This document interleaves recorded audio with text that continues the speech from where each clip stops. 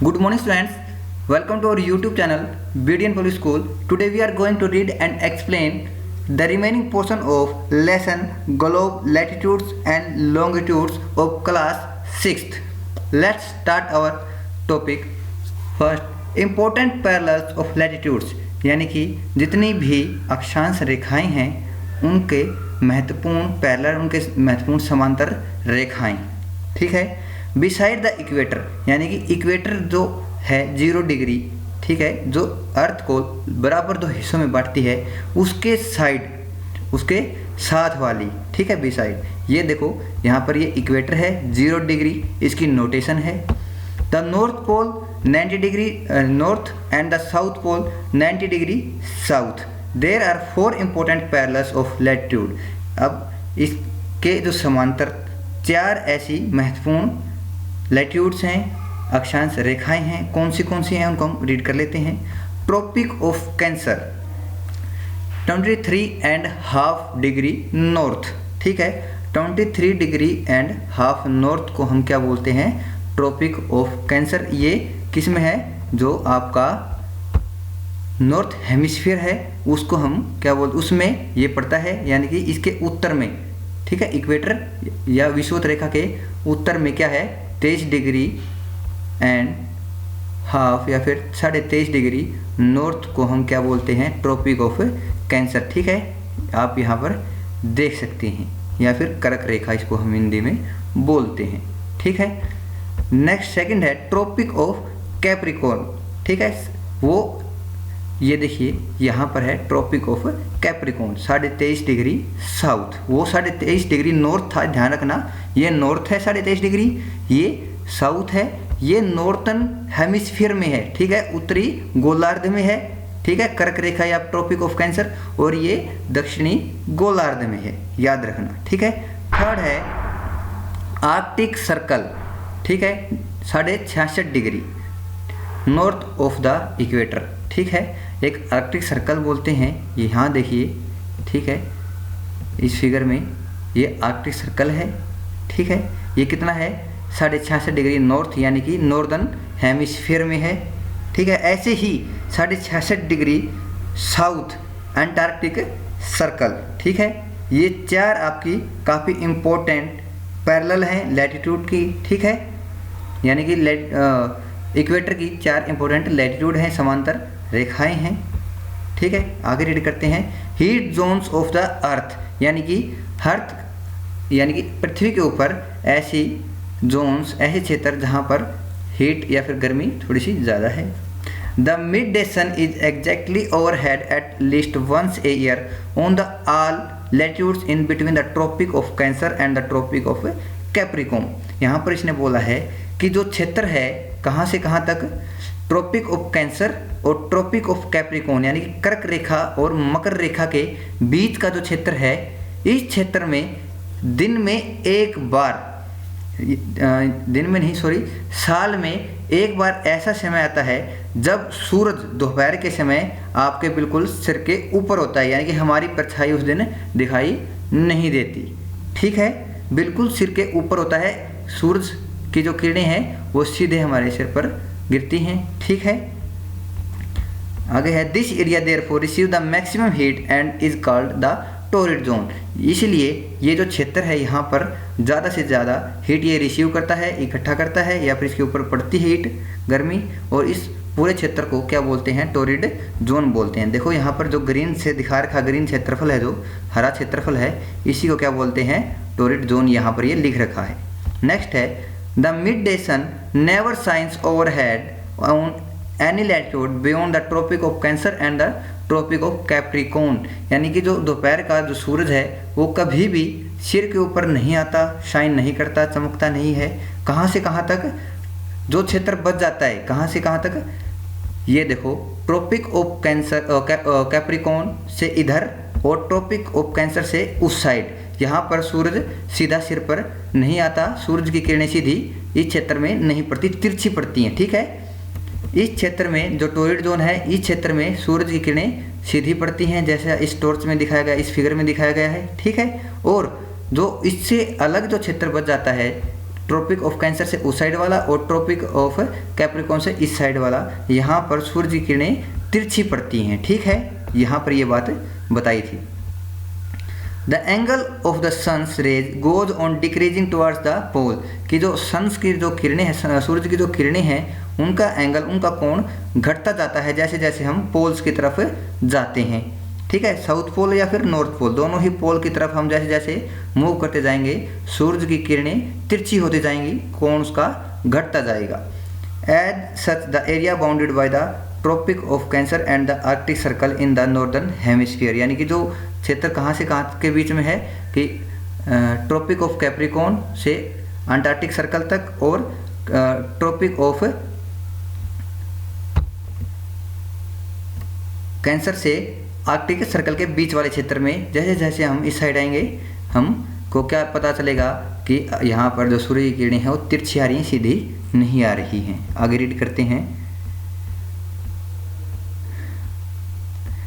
And the Tropic of Capricorn and the Antarctic Circle in the southern hemisphere have moderate temperature. These are called temperate zones, कि यहाँ का जो क्षेत्र है, यानी कि इस वाले क्षेत्र में, फिगर में देखिए, इस वाले क्षेत्र में, ये वाला क्षेत्र है, इस वाले क्षेत्र में जो टेम्परेचर होता है वो एवरेज होता है, इतना ज़्यादा नहीं होता, ठीक है। तो इस जोन को क्या बोलते हैं? टेम्परेट जोन बोलते हैं, मॉडरेट में, यानी कि मध्य तापमान वाला क्षेत्र।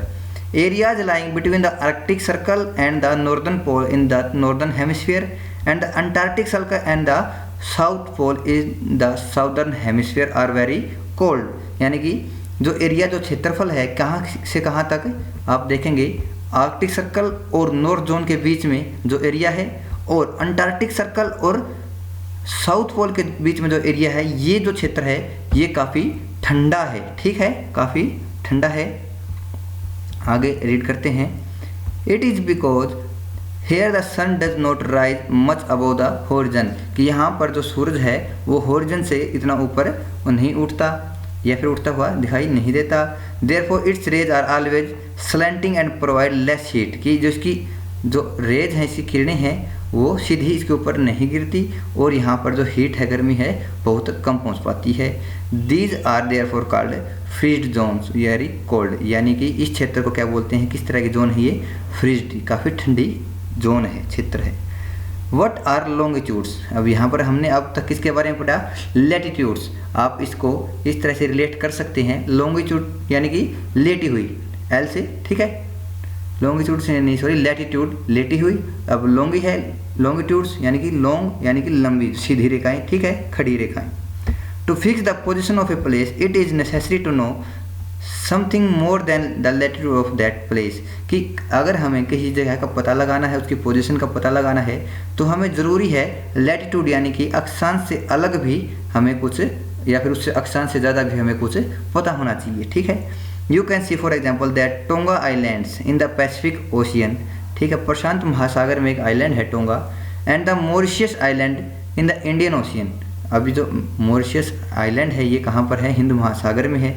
Are situated on the same latitudes that is 20 degree south, ठीक है, कि ये जो टोंगा आइलैंड है और मॉरिशस आइलैंड है, ये दोनों एक ही लैटिट्यूड पर हैं, 20 डिग्री साउथ पर हैं, ठीक है। नाउ इन ऑर्डर टू, लेकिन जगह अलग अलग है, सेम नहीं है, आप ये ध्यान रखना, एक प्रशांत महासागर में है और एक हिंद महासागर में है, लेकिन इनका लैटिट्यूड यानी कि इनका जो अक्षांश है वो एक ही है, 20 डिग्री साउथ, ठीक है।